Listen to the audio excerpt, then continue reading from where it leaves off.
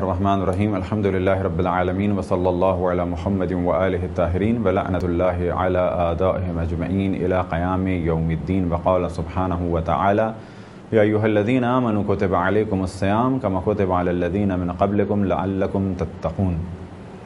موضوع گفتگو مکروہ روزے۔ اب تک آپ کی خدمت میں واجب اور حرام روزوں کی اقسام بیان کی۔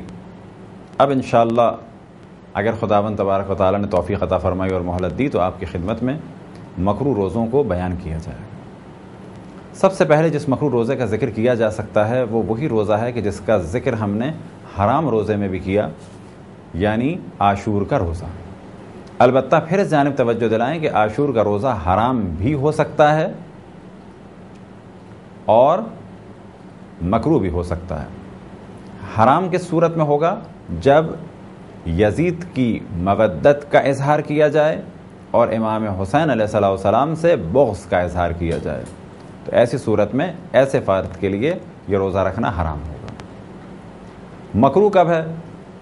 کہ جب نہ یزید ملعون خبیث لعنت اللہ علیہ سے مودت کا اظہار کیا جائے اور نہ ہی امام حسین علیہ السلام سے نفرت کا اظہار کیا جائے، بلکہ ایسے ہی عاشور کے دن روزہ رکھ رہا ہے، یا یہ کہ امام حسین سے محبت ہے، عاشور کے دن کا احترام کرتا ہے، لہذا روزہ رکھ رہا ہے۔ اب اگر وہ روزہ رکھے گا تو یہاں ایسے فرد کے لیے کہا جائے گا کہ اس کا روزہ مکروہ ہے۔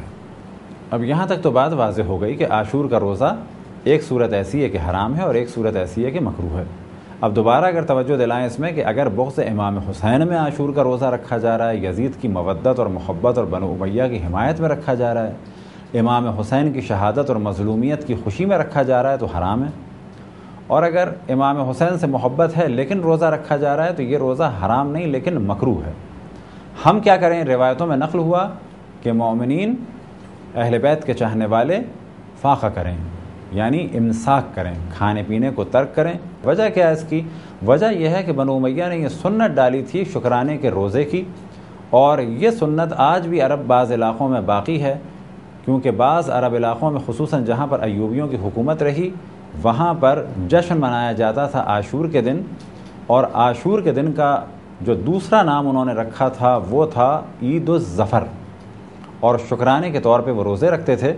اور ہمیں حکم یہ ہے کہ اس قسم کے تمام کاموں کی مخالفت زبان سے بھی کریں اور عمل سے بھی کریں، لہٰذا وہ اگر روزہ رکھیں تو ہم ان کے برخلاف اس دن فاقہ کریں اور مودت اہل بیت علیہم السلام کا اظہار کریں، خصوصاً عزاداری سید الشہداء امام حسین علیہ السلام کے ذریعے۔ دوسرے نمبر پر جس مکروہ روزے کا ذکر کیا جا سکتا ہے وہ ہے عرفے کے دن کا روزہ اس شخص کے لیے کہ جو یہ جانتا ہے کہ اگر میں نے روزہ رکھا تو عرفے کے اعمال اور دعا نہ کر سکوں گا، یا یہ کہ روزے کی وجہ سے اچھے طریقے سے اعمال اور دعا نہیں کر سکوں گا۔ اب یہاں پر یہ چیز ذہن میں رہے کہ مستحب روزوں میں عرفے کے روزے کا ذکر ہے، یعنی 9 ذی الحجہ کے روزے کا ذکر ہے، لیکن کب؟ کہ جس کو یقین ہو کہ اس روزے کی وجہ سے میری دعا اور اعمال ڈسٹرب نہیں ہوں گے،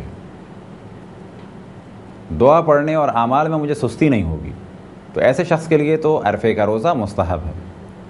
لیکن اگر کوئی جانتا ہے کہ میں روزہ رکھنے کے بعد اتنا زیادہ ویک ہو جاؤں گا یا اتنی زیادہ سستی ہوگی اور کمزوری ہوگی کہ میں عرفے کی دعا اور عرفے کے اعمال نہیں کر سکوں گا، تو ایسے فرد کے لیے روزہ رکھنا مکروہ ہے، کیونکہ عرفے کے دن سب سے اہم عمل اعمال عرفہ اور دعا ہے، اور اگر کوئی اعمال نہ کر سکے، دعا نہ کر سکے، تو سب سے بہتر عمل ہے کہ جس طریقے سے بھی ہو اللہ سبحانہ و تعالیٰ کو یاد کرے اور اللہ سبحانہ و تعالیٰ کا ذکر کرے، اللہ سبحانہ و تعالیٰ کی بارگاہ میں اپنی حاجات کو پیش کرے، چلتے ہوئے، بیٹھے ہوئے، آتے ہوئے، جاتے ہوئے اللہ کا ذکر کرے، اللہ کو یاد کرے، اللہ سے مانگے خیر دنیا اور آخرت کو، اور شر دنیا اور آخرت سے بچنے کے لیے اللہ سے دعا کرے، اپنے لیے، اپنی آل کے لیے، اولاد کے لیے، عزیزوں کے لیے، رشتہ داروں کے لیے، تمام مسلمانوں کے لیے اور تمام انسانوں کی ہدایت کے لیے۔ تو پھر یہاں توجہ دلائیں کہ عرفے کے دن کا روزہ مستحب ہے، لیکن مکروہ ہو جاتا ہے کب؟ کہ جو یہ جانتا ہو کہ میں نے اگر روزہ رکھا تو میں اعمال اور دعا نہیں کر سکوں گا۔ مکروہ روزوں میں سے تیسرا روزہ ہے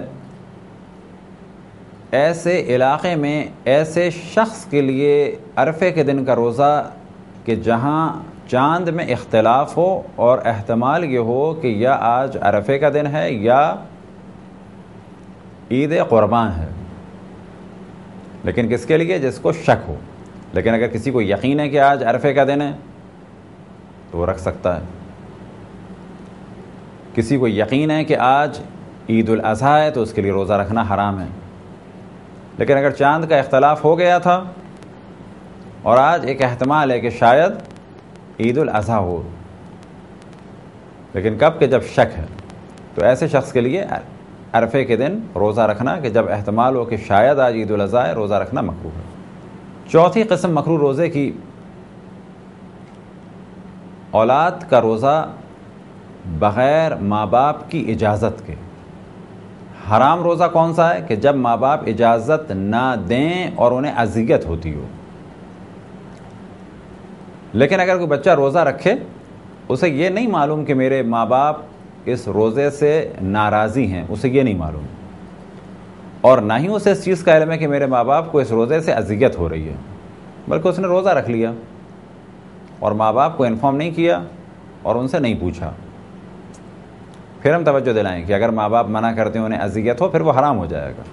لیکن نہ یہاں ماں باپ نے منع کیا ہے، نہ ماں باپ کی اذیت کا بچے کو علم ہے، بلکہ فقط روزہ رکھ لیا ہے۔ اب یہ اپنے شہر میں بھی ہو سکتا ہے اور شہر سے باہر بھی اگر کوئی بچہ ہے تو اس کے لیے بغیر ماں باپ کو انفارم کیے اور ان سے بغیر اجازت لیے روزہ رکھنا مکروہ ہے، لیکن روزہ رکھنا حرام نہیں ہے۔ اب یہاں پر توجہ رہے کہ سال گزشتہ کے اگر قضا روزے تھے اور وہ جانتا ہے کہ ابھی یہی 10 دن بچیں اور ماہ رمضان آنے والے ہیں اور 10 روزے قضا تھے تو انہیں 10 دنوں میں رکھنا ہوگا، یہاں پر ماں باپ سے پوچھنے کی ضرورت نہیں ہے، کیونکہ قضا روزے ماہ رمضان کے واجب ہیں۔ مکروہ روزے کی 5ویں قسم مہمان کا روزہ میزبان کے گھر میں۔ کب؟ کہ جب مہمان میزبان کو اپنے روزے کے بارے میں نہ بتائے۔ لیکن یہاں پر بھی بات واضح رہے، ماہ رمضان کی بات نہیں ہو رہی، عام دنوں کی بات ہو رہی ہے۔ فرض کریں ہم رجب یا شعبان میں کسی کے گھر گئے، سو گئے، صبح اٹھے اور میزبان سے ہم کہیں کہ آج تو ہمارا روزہ ہے، چاہے ہم نے سحری کھائی ہو یا نہ کھائی ہو، کہا آج ہمارا روزہ ہے۔ اب اگر میزبان کو ہم نے پہلے سے نہیں بتایا تھا تو یہ روزہ رکھنا مکروہ ہے، لیکن حرام نہیں ہے، چاہیں تو ہم اسے مکمل کر سکتے ہیں۔ یہ تھے چند مکروہ روزے۔ خداوند تبارک و تعالیٰ سے دعا ہے کہ بحق محمد و آل محمد ہمیں اپنے رسول، اپنی حجتوں، خصوصاً امام زمان علیہ السلام کی معرفت اور اطاعت کی توفیق عطا فرمائے۔ وصلی اللہ علی محمد و آلہ الطاہرین۔